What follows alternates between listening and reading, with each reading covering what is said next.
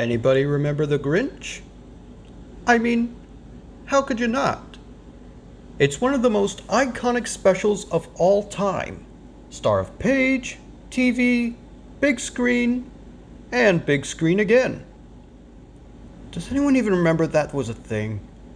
Best imagine that last one doesn't exist. It's easily Dr. Seuss's most iconic character as well. Maybe even more so than the Cat in the Hat. Dirty hoe! I'm sorry, baby, I love you. Nobody loves you!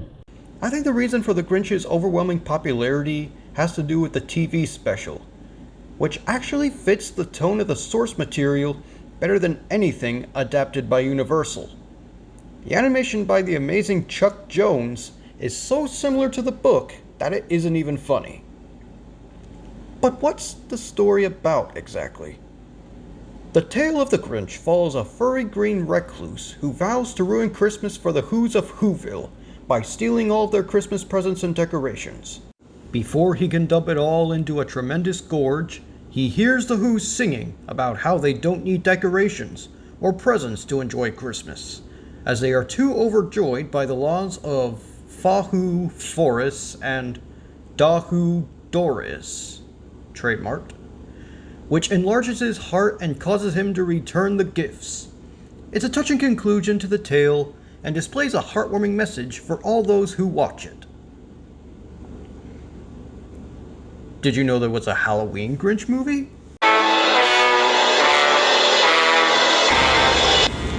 Yes, believe it or not, the story of the Grinch was given a prequel before the iconic Christmas special.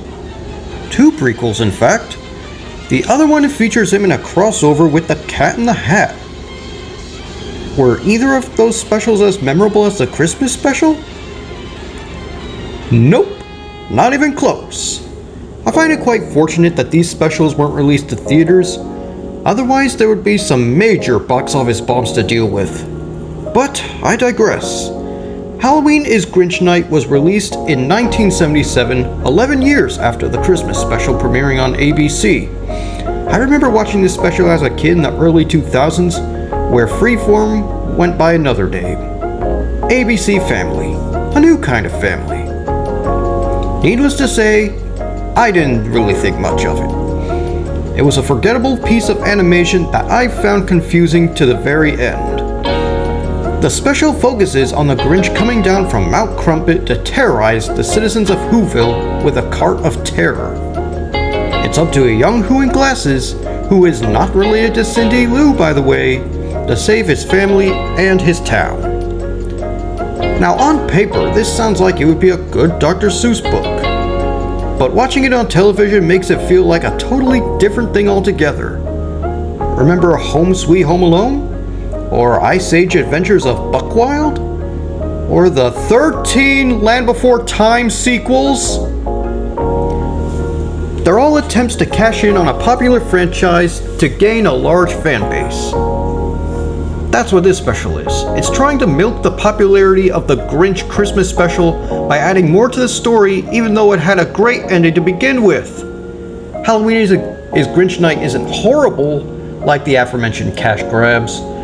To be terrible, people have to remember it and bash it online because they have nothing better to do. But this special isn't that bad. It's just forgettable. There's literally nothing too much to remember about this special, even in comparison to its predecessor from 1966. But hey, this is only a year since my last Halloween review, so you know what that means. Happy birthday to my awesome sister Cameron. Have an awesome birthday, sis. Love ya. Remember to follow her on Instagram as Karen Huey Art. Anyway, with all that being said, let's take a look at the Grinch Halloween special. Is it as bad as I've let it on to be? Is there anything of value to it that makes it lean more toward underrated gem area? Let's take a look, shall we? This is Halloween is Grinch Night.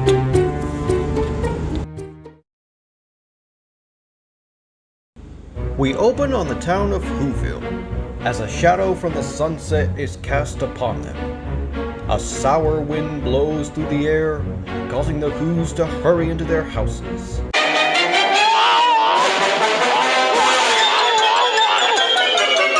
Apparently, to the Who's, whereas Christmas is the happiest time of year for them, Halloween is a time of dreading, because on this particular night, the Grinch has an evil plan in mind. Max, go bring the paraphernalia wagon. The what? Paraphernalia wagon. A paraphernalia wagon. Huh.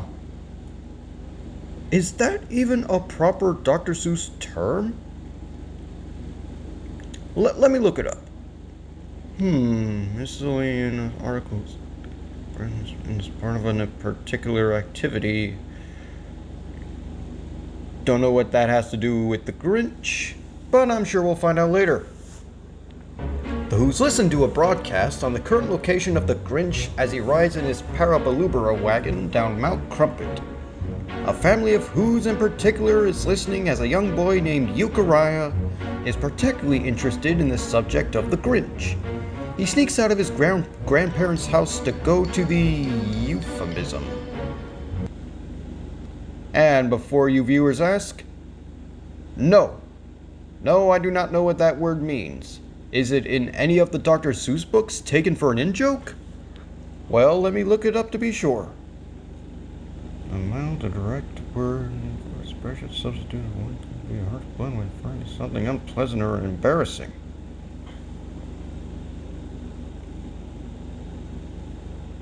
Well, it is official, ladies and gentlemen. This is the oddest Dr. Seuss special I have ever watched in my life. Unlike other animated Seuss specials like The Cat in the Hat, The Sneetches, or The Butter Battle book, weird words were included because they were included in the source material. The dialogue is always in rhyme because that was part of Dr. Seuss's charm. People always rhymed to make it more geared towards children and tried to teach them different life lessons. Sneetches wanted to teach kids that appearances didn't matter. Green Eggs and Ham was trying new things even when you're afraid. The Cat in the Hat taught you not to let Mike Myers into your house or you'll unleash the mother of all messes. One day I'm going to review that movie. But when this special rhymes, there's no hidden meaning to it. There's no charm, no creativity in the dialogue, and they use big words that little children won't even understand. The idea of making a Seuss special is to adapt one of his books into something you can easily draw to life. I mean, give the Grinch and Cat in the Hat crossover some credit. There was at least a point to its existence. The two title characters are Seuss's most iconic, and it makes sense to see them go head to head. Kind of like Mickey Mouse and Bugs Bunny in Who Framed Roger Rabbit. Hey, what's up, Doc? Jumping without a parachute? Kinda dangerous, ain't it? Yeah, you could get killed. But that aside, is there anything else to talk about at this point in the special? How many times have I said and said? Okay, maybe there is. Max? Singing? What does it add? Does it further the story? Does it add a depth to his character no one ever seen before? No! It just wastes time, and it's completely unnecessary to the entire special. In the original, Max was the quiet, unwilling accomplice of the Grinch. He was the only main character who had no dialogue, but we could see what he was feeling just by looking at his face. He didn't like working with the Grinch's evil schemes, but he did it because he was loyal to his master. His suffering throughout the special is culminated when the Grinch reforms and becomes a better person at the end, with him living in better conditions than he started out in. Here the creators thought that was too complex. They thought it would be better to give him a singing voice, narrating his life as a puppy before joining the Grinch, and now he's nostalgic for those times. This is one of those instances where the ever popular phrase, "show don't tell," is brought up. Just show the emotions of the silent character and don't put emphasis on it by having a minute-long song without him even moving his mouth. It's these kind of edits that prove that executives can turn complex animated storytelling into something that panders towards the younger audience instead of making it so it fits any audience, young and old. So Euchariah finds the Grinch and claims that he's not scared of him. This angers the Grinch so much that he forces him to climb into his papaya wagon. It's at this point that the burning question is finally asked: why was this scary?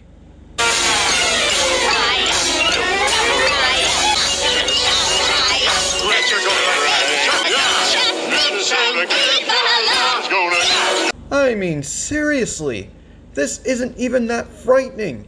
And this also raises the question as to what exactly the Grinch was going to do with this thing when he got to Whoville. This thing is obviously big enough for them on the inside, I'll give it that much. But how exactly would he get all the Whos of Whoville to go in there? Was he gonna go all Frollo and ransack their houses and take them hostage? What's the point of all that? What's the reason behind it? That just paints the Grinch as an unlikable, generic doomsday villain. I'm gonna give a lesson on that in the end of the video, stay tuned. Now, another thing to remember about this particular scene is that it doesn't even further anything in the plot. It doesn't tell us anything about the Grinch or even Euchariah's personality. Yeah, in this scene, Euchariah isn't scared of anything in the Potbelly Pig wagon. I know I said it isn't really scary, but in this universe, I guess, everything in this Pink Elephants and Woozles scene is supposed to be scary. The problem is that it paints Euchariah as a Gary Stu, which I'm also going to explain at the end of this video. So after Euchariah escapes from the Paragon wagon, the Grinch realizes that his scaring time has been used up by trying to scare him. He tries to get Max to pull the wagon back up the mountain, but Max has had enough of the Grinch and leaves back to Whoville with Euchariah. I'll be coming back someday. Euchariah and Max are hailed as heroes by Whoville for stopping him. The special ends, and the credits roll. My gosh, I'm starting to see why this special was forgotten. The original was so memorable because it helped emphasize the holiday it was created for. The Whos wanted to celebrate Christmas, while the Grinch wanted to ruin it for them. That was a pretty good premise to follow, and is iconic to a fault. But this? The plot doesn't make any sense Seuss-wise. Sure, people rhyme in it, but the dialogue fits the setting decently, but the plot of the Grinch going down to scare the Whos defeats the message of the original. And we're led to believe that this is supposed to be a prequel taking place who knows how many years before the original this is. And, as promised, here is Daily Story Tropes 101. Let's talk about Gary Stews and why they don't work. A Gary Stew is a mirror version of a Mary Sue, in that a character is painted as practically perfect in every way. They don't have any personality, they can overcome any obstacle, and are virtually indestructible.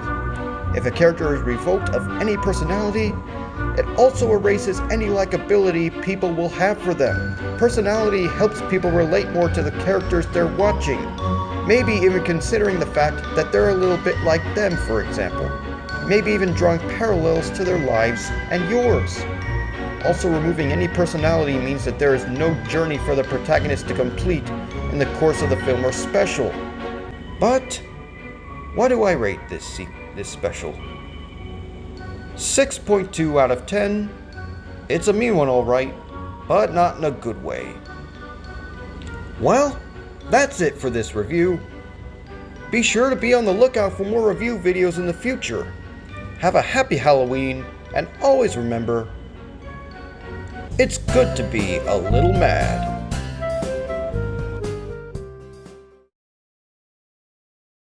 Okay, fine.